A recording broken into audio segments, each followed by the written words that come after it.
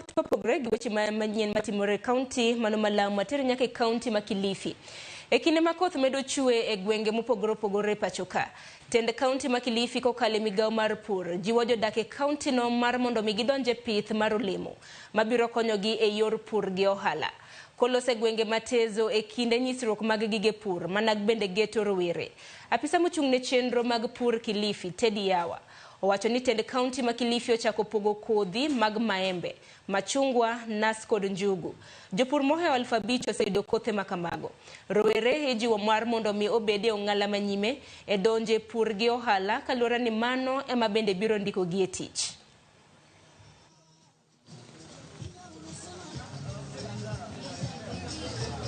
Kupanda miti ni kuzuri, lakini zaidi ya vyote mimi himizo langu ni kwamba tupaondoke pale kwa kwamba tunapanda mti tu ambao labda pengine mbeleni hata yani uzuri wake ama pengine matumizi yake hatutayaona. Mimi pia naomba wana Kenya, wana kaunti ya Kilifi na kote tupande hii miti ya matunda.